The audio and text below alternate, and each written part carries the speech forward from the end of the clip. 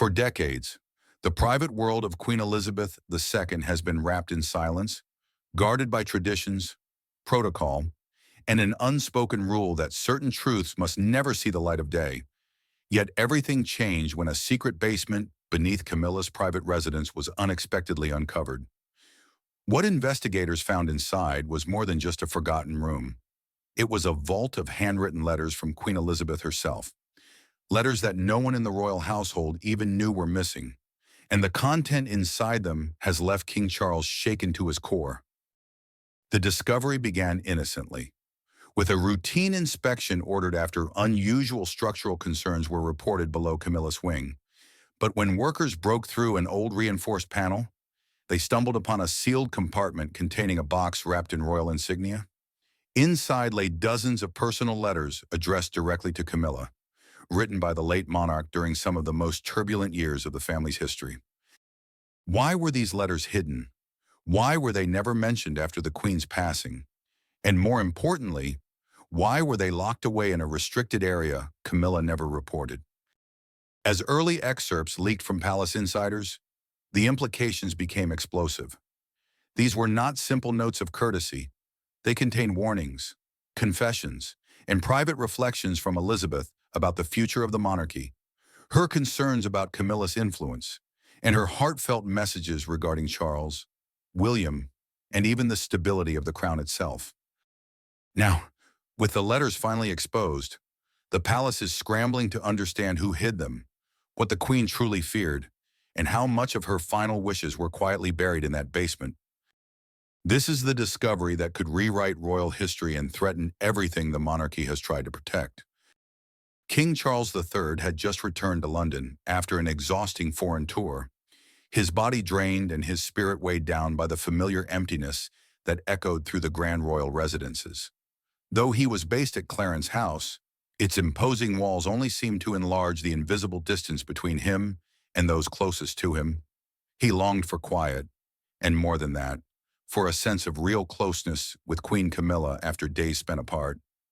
A brief phone call informed him that she had already slipped away from London to Raymill House, their private refuge, lovingly shaped together since the earliest days of their relationship.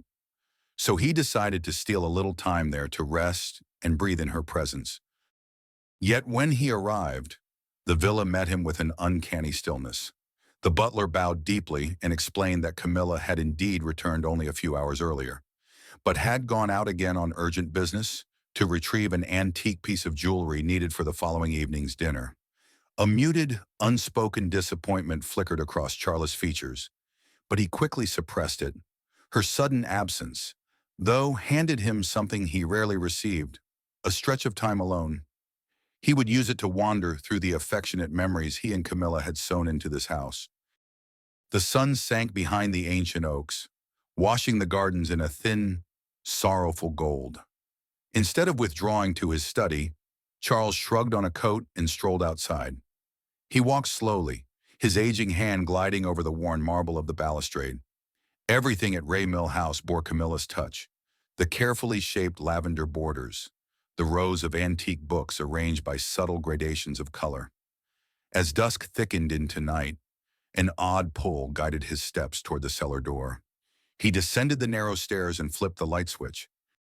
A weak amber glow spilled over row upon row of wine bottles aligned with almost military precision on dark, time-worn wooden racks. He paced the cramped aisle, suddenly irritated by the flawless order of it all. It was too perfect, too controlled, as if that neatness existed to hide something unresolved underneath. He stopped at the far corner where the invaluable Mouton Rothschilds were stored. That was when he felt it. Something out of place. A faint icy current brushed his cheek, tinged with the stale earthiness of old stone and damp soil. Charles, whose instincts had been sharpened by decades of life in guarded palaces, went rigid. This cellar was buried deep underground with no windows, no vents.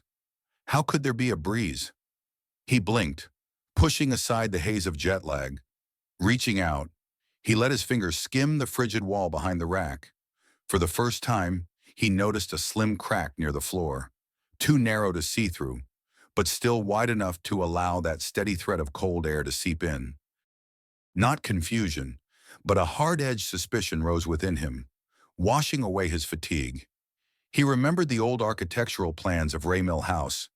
This section contained only the wine cellar, no adjoining storerooms, no side corridors. His gaze moved up the towering rack, nearly 2 meters high. Charles slid his hand along its side, feeling each surface with deliberate care. His fingers halted at a hairline split in the wooden frame, so fine it was nearly invisible.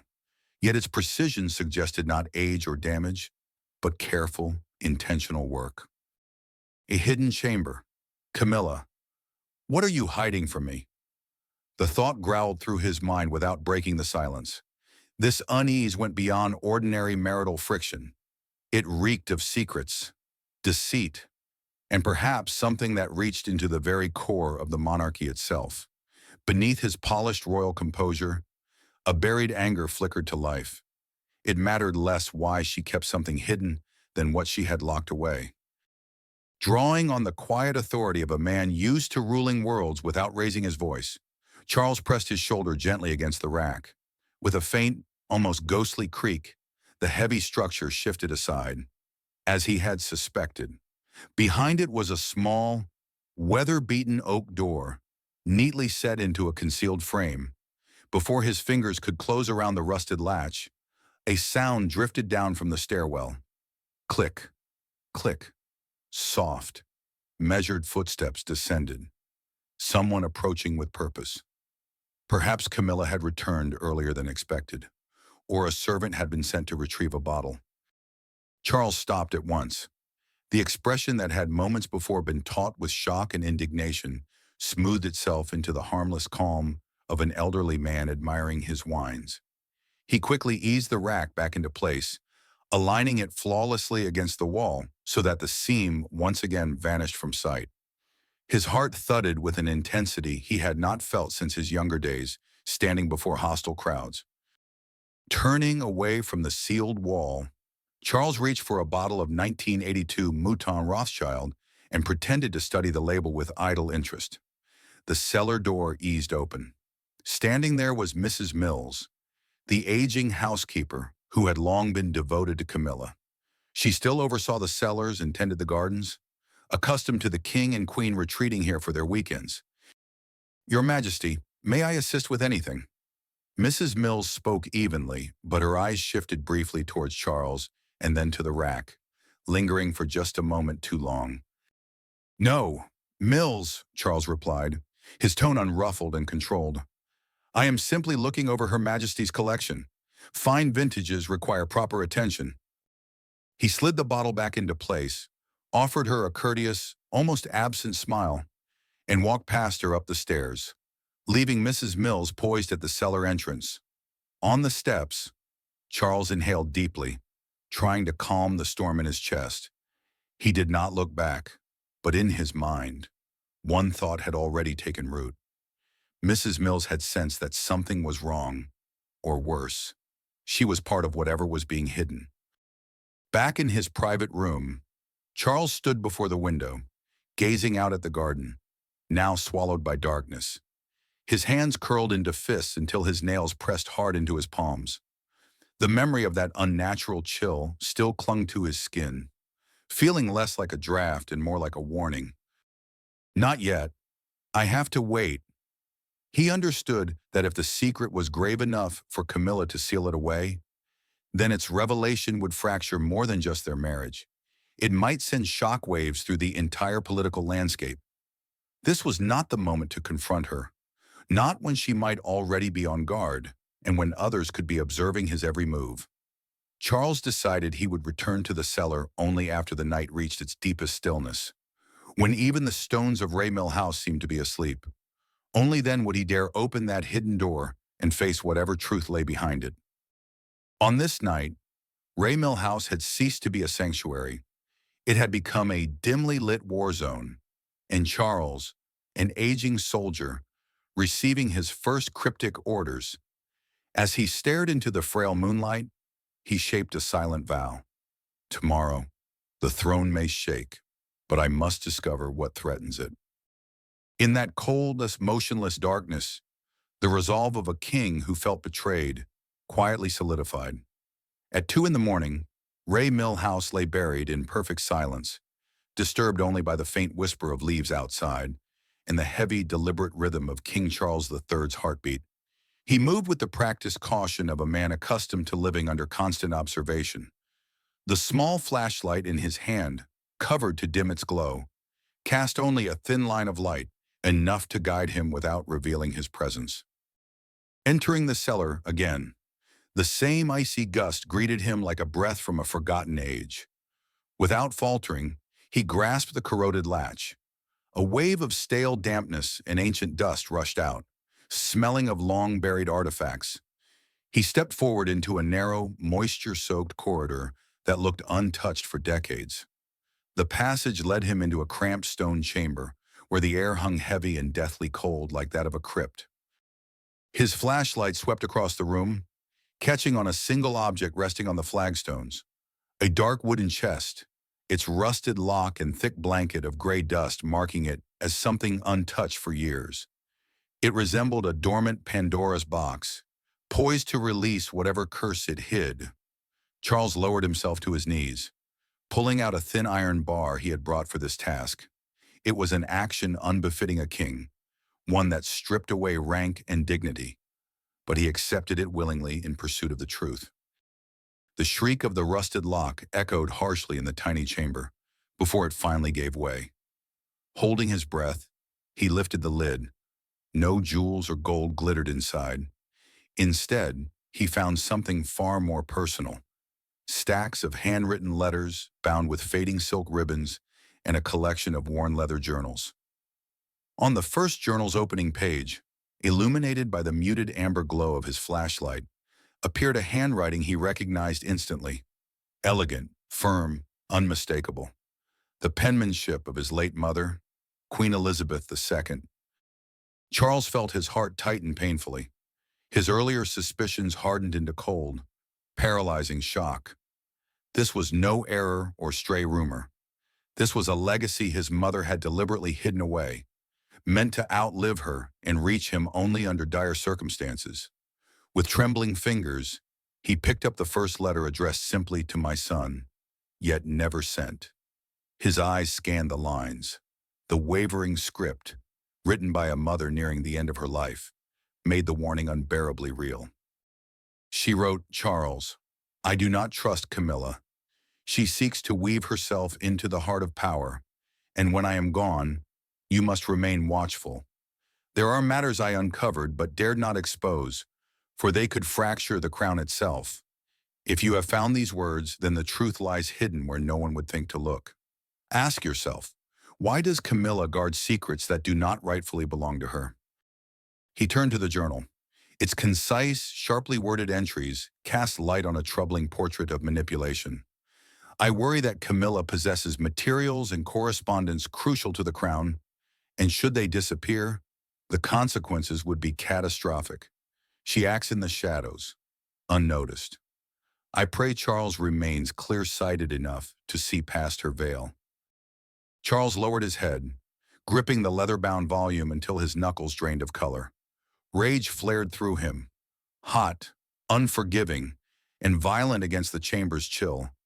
It was not only fury toward Camilla, but toward his own years of willful blindness. He had protected, justified, and defended the very woman his mother had judged with unerring clarity. Now the Queen's legacy and the stability of the monarchy hung precariously at risk because of the person who shared his bed. A firm, resonant voice rose within him. "Mother recognized the truth, and I refuse to see it. Camilla has betrayed not just me, but the duty and legacy of the Queen." The tenderness he once felt dissolved into an icy, unsparing resolve. As a king, he was bound to defend the crown even if the threat came from those closest to him. He stood, his eyes burning with a stern, unwavering determination. He could not let these revelations rot in a forgotten vault. If Camilla had chosen to bury the truth, then he would drag it into daylight, even if doing so shook the monarchy to its core. Quietly, He slipped one letter and a journal page into his coat pocket, evidence that could not be denied. But just as he prepared to close the chest and slide the wine rack back into place, the silence ruptured. A voice cold and cutting as broken ice sliced through the dark behind him. "You should not have opened it, Charles." Every muscle in him locked. Slowly, he turned. There, standing at the entrance of the secret chamber, was Camilla. Her phone's flashlight cast a harsh, spectral glow across her features, half in light, half in shadow, unsettlingly distorted. She stood motionless, not surprised, but trembling beneath a composure she struggled to maintain. Before she concealed it, he caught a flash of raw fear in her eyes. Camilla stepped forward with measured calm, insisting it was all harmless. Private diaries the Queen had wished kept sealed to preserve familial harmony, but her voice, though smooth, could not mask the panic flickering in her gaze. Every syllable she uttered only confirmed what Charles already knew. The real confrontation had begun. Camilla, however, was far from a passive observer. She excelled at sensing shifts in power, and she immediately detected the icy distance in Charles' behavior, the sharp, assessing look in his eyes. It did not take her long to infer that he might seek authentication of the letters and quietly launch an inquiry. Without hesitation, she mobilized her most loyal allies, issuing urgent commands to wipe the traces and initiating her own covert counteroffensive. She activated her network within the press, planting rumors that cast doubt on Charles' stability. Whispers of his supposed obsession and increasing paranoia after the Queen's death swept through elite circles with viral speed. Camilla aimed to construct a fortress of public opinion around herself, depicting him as a fragile, deteriorating monarch, unstable, overwrought, and slipping from reason. She even sent subtle threats, hinting that she might reveal embarrassing episodes from his personal past if he dared push further. Their next clash erupted not in the hidden gloom of the cellar, but beneath the bright, polished lights of Ray Millhouse's drawing room. Camilla approached him with an air of affectionate concern, her fingertips grazing his arm and her eyes probing his expression. "You seem tired, still thinking about the Queen, aren't you?" Charles returned her gaze with glacial stillness. No warmth, no weakness. He did not need raised tones or dramatic gestures. His eyes held his answer. His reply came as a quiet but razor-edged decree. "What worries me is not her memory. It is those who try to bury it." Camilla stiffened, the color draining from her face beneath her carefully applied makeup. The meaning was unmistakable. Charles' doubts were no longer doubts. He possessed evidence. Any denial now was useless. She searched his expression desperately for hesitation, but found only the unbreakable resolve of a monarch pushed to his limits. In that moment, she understood that her former advantage had crumbled, and all she could do was brace herself for an open conflict. After the tense confrontation in the cellar, Charles had quietly hidden a portion of the Queen's letter and a page from the journal in his coat pocket. Solid proof. His first protective shield. Camilla's reaction, laced equally with fear and defiance, had confirmed every warning his mother had once penned. The next morning, Charles moved with a calm that was as sharp as a blade. He said nothing of the night's discoveries, but every courteous gesture toward Camilla carried a frigid detachment. At once he discreetly contacted a retired expert in royal handwriting, a man known for absolute discretion. Through an intermediary he trusted completely. Charles sent the letter fragment and journal page for analysis. The results arrived swiftly, and though expected, they still delivered a devastating final blow. The handwriting was unquestionably the Queen's. With all doubt extinguished, Charles initiated a secret investigation from inside the palace itself. Soon, quiet reports began to surface, each one aligning with his fears. Entire clusters of official documents, personal correspondence, confidential meeting notes, sensitive memoranda had quietly disappeared. Elderly archivists, gently questioned, admitted to receiving instructions to remove certain materials.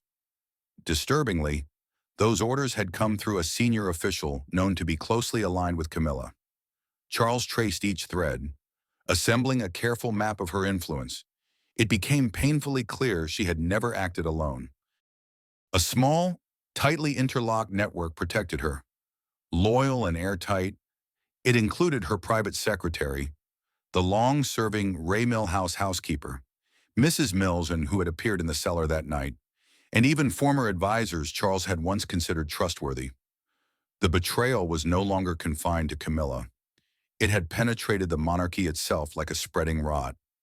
Quietly, Charles appointed a trusted confidant, one who answered only to him, to monitor and record the covert gatherings. Soon, candid photographs emerged, clandestine meetings in obscure cafes, hurried exchanges of envelopes, and conspiratorial nods between Camilla and palace operatives. Looking at the faces of those he had once trusted, Charles felt a cold wave of revulsion. The betrayal he had uncovered was not just personal, it was systemic, calculated, and treacherous to the very core. During this time, Camilla was propelled by mounting desperation. Her motives had grown far beyond protecting her crown or maintaining her sway over court affairs. She understood clearly that if Queen Elizabeth II's letters ever surfaced, they would not simply strip her of her title, they would annihilate the carefully crafted public image and legacy she had spent decades building. The greatest danger lay in how those letters could unravel the truth of her past interference with records and illicit maneuvers, the very threats the Queen had subtly alluded to. For Camilla, this was no longer a struggle for influence. It had become a fight for her own survival. So she drove her smear campaign against Charles forward, not to seize dominion, but to discredit his proof by portraying him as an unstable, obsessive monarch. At the same time, Charles secured undeniable evidence of the campaign against him. His loyal circle had traced the origin of the malicious rumors about his deteriorating mental state. Under pressure, the instigator finally broke and admitted an appalling reality. Camilla had arranged bribes to push the false stories into circulation rapidly and systematically. This was more than disloyalty. It was a serious offense, misappropriating royal resources to undermine the sovereign himself. Charles summoned William to Ray Millhouse. The invitation was phrased gently, a meeting to review some of grandmother's old assets and papers.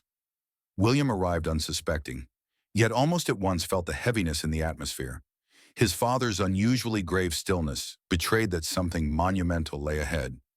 Charles had never been adept at hiding his feelings, and this profound quiet signaled an approaching storm. He led William into a secluded room where the fading afternoon light seeped in weakly through the windows, giving the space a suffocating, enclosed quality.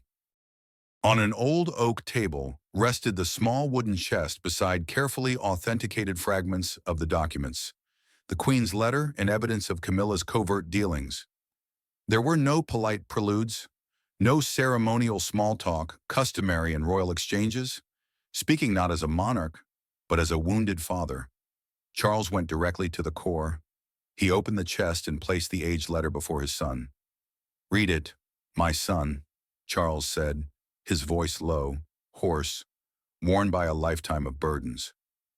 William leaned in, his eyes moving over the elegant yet trembling handwriting he knew belonged to his grandmother. When he reached the line, "Charles, I do not trust Camilla.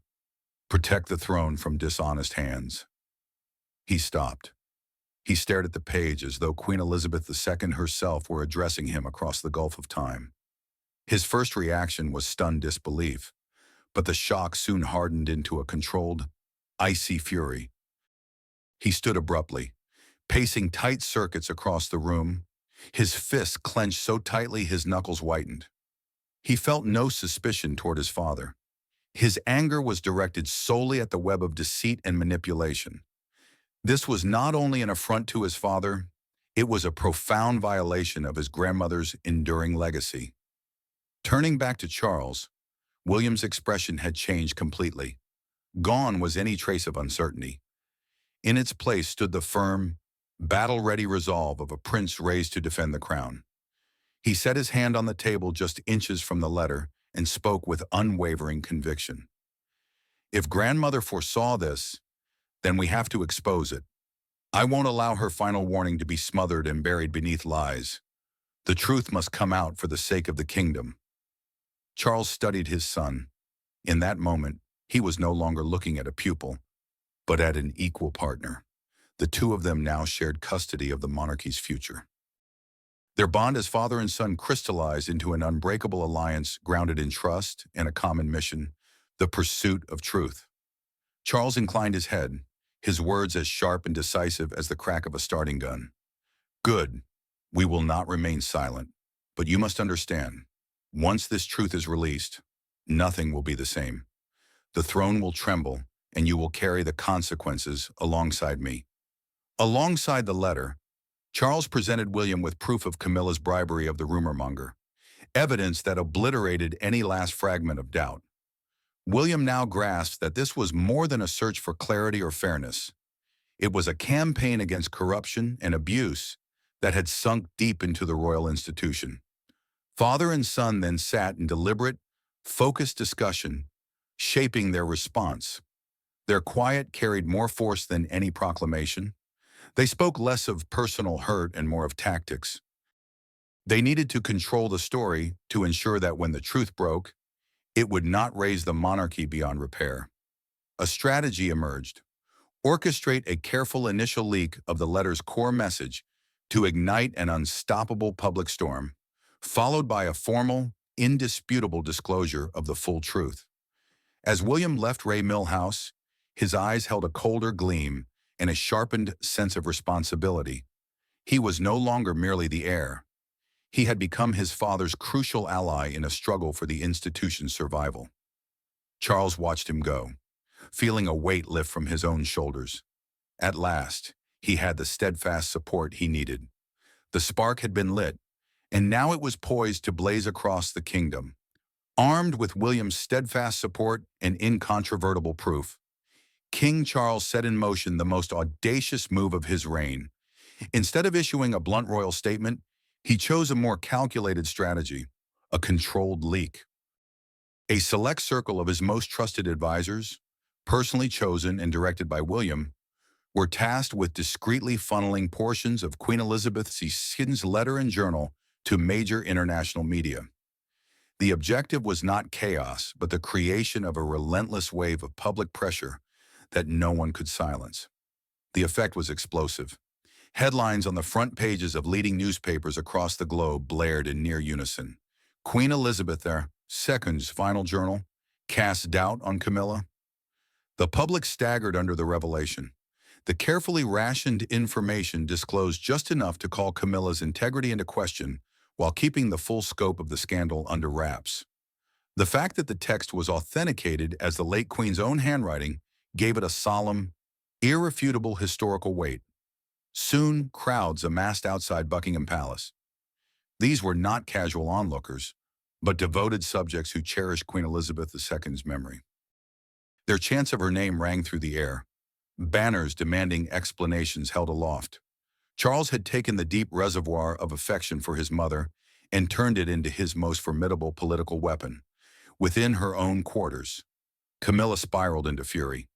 She realized Charles had shattered the unwritten pact of silence, risking everything on this perilous move. Scrambling to regain control, she called in her loyal media allies and staged an urgent press appearance to wrest back the narrative.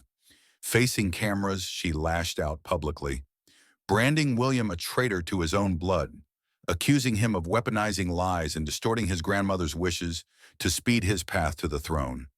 She tried to reframe the scandal as a generational civil war between father and son. But this time, Charles was 3 steps ahead. He refused to let her seize command of public perception. Barely had Camilla's press conference ended when he convened an emergency assembly of the Privy Council and senior royal representatives in a vast chamber of the palace. Charles entered with William at his shoulder. The prince's firm, unwavering presence just behind his father instantly undercut any suggestion of a split between them. Charles barred William from speaking first. This was his moment to lead. Advancing to the head of the table, he laid a sealed envelope before the assembled council. He did not indulge in emotional appeals. Instead, he presented the concrete evidence in full view of the realm's highest counselors. Charles produced the original letter together with the formal handwriting analysis, sealed, certified, and binding. He outlined Camilla's network of bribes to the architect of the smear campaign, proof not only of deception, but of misusing royal money to undermine the crown itself. The chamber fell into a stunned, reverent silence. All eyes locked on the bold, unmistakable signature. Elizabeth R. Camilla, seated among them, jolted to her feet, the mask of composure she had worn so carefully shattered, giving way to naked hatred and desperation. Pointing a trembling finger at Charles, she hissed, her voice shaking, "You're tearing the throne apart with your own hands for the sake of ghosts. This is madness and an affront to everything this institution stands upon." William's hands clenched into tight fists, his glare burning into Camilla, words poised on his tongue. But Charles, fully inhabiting his authority, motioned decisively for his son to remain silent. This reckoning belonged to him. He did not argue, did not shout her down. Instead, he stepped forward and placed the entire stack of letters and supporting documents on the table, available for every counselor to examine. Then he turned to Camilla with a look not of hatred, but of deep, irrevocable disappointment. Straightening, Charles let his full stature as king fill the room. His voice rang out, his palm striking the table with a resounding crack that echoed off the high ceilings. "Enough! No one is bound to silence any longer. This is not fantasy. This is the legacy of Queen Elizabeth II, my mother, to whom every one of us here pledged allegiance. And this truth will see daylight even if it engulfs this throne." The declaration electrified the atmosphere. The assembled advisors exchanged grave, knowing looks. They understood they were witnessing a turning point in royal history. From outside, the roar of the crowd swelled, as if the people themselves were answering the Queen's ghost in the King's defiance. Camilla recoiled, genuine terror flashing across her features. She recognized that her grip on influence had crumbled completely. Charles had not merely blocked her moves. He had converted his mother's warning into a public judgment on Camilla's integrity and power. The political war was effectively decided. All that remained was the final revelation, not an internal tug of war, but a solemn historic address that would enshrine the truth for generations to come. The plaza before Buckingham Palace had been transformed for a ceremony unmatched since Queen Elizabeth II's own funeral. Tens of thousands of citizens, the full cabinet, and the royal family, all stood gathered beneath the muted golden glow of the afternoon sun. The official purpose, a recitation of Queen Elizabeth II's final words in remembrance and clarification of history, barely concealed what everyone recognized. This was the climax of a fierce political firestorm that had gripped the nation for an entire week. The air was taut with reverence, almost stifling in its weight. Only the soft stir of wind through the flags broke the stillness, every eye fixed upon the raised platform at the center. Camilla sat in the royal family's front row, her upright posture a fragile attempt at dignity. Her skin had turned a lifeless shade, and dark shadows bruised her eyes after sleepless nights spent battling the relentless media tide. She knew Charles held the one thing she could never challenge, the voice of Queen Elizabeth II herself. King Charles stepped onto the dais, dressed in full ceremonial attire. He surveyed the crowd with a composure untouched by the hesitation or exhaustion he had once shown. He had shed personal agony and now stood anchored in a duty that surpassed his own grief. A quiet, commanding authority radiated from him, wrapping the moment in a solemn grandeur. From his hand, he drew an aged envelope, not a new proclamation, but a preserved fragment of the past, a certified reproduction of the Queen's final testament. When he began to speak, his voice thundered through the speakers, every syllable stamping itself indelibly into the nation's memory. If the day comes when these words are found, let this be remembered. Truth must never be buried. A throne has worth only when upheld by truth, never by deceit. I have seen dishonest hands reaching to undermine it, and I pray my son Charles has the courage to protect the realm from those who wield such hands. For a long instant, the vast crowd stood frozen, absorbing the overwhelming weight of the Queen's warning, and then the silence shattered. A tidal wave of emotion surged as thousands roared in unison. Elizabeth! Elizabeth! Their voices did not simply honor the late monarch. They affirmed the bitter revelation Charles had just laid bare. Among the royals, Camilla's unraveling took place in a silence more devastating than any jeer. The eyes of every dignitary, every family member, every minister turned toward her. She was no longer the queen consort, no longer the misunderstood figure her sympathizers had crafted. She was the very specter Queen Elizabeth II had foreseen. In a matter of heartbeats, a lifetime of carefully curated esteem disintegrated. Her face blanched to paper white, her lips drawn taut as if refusing any sound. She swayed and clutching her chest, not from physical illness, but from the crushing collapse of her power. Attendants rushed to steady her, escorting her away from the ceremony. No coronation decree needed to be revoked. Her removal was already complete, a living verdict rendered in real time. Charles did not look in her direction. Instead, he closed his address with a declaration destined to echo in history.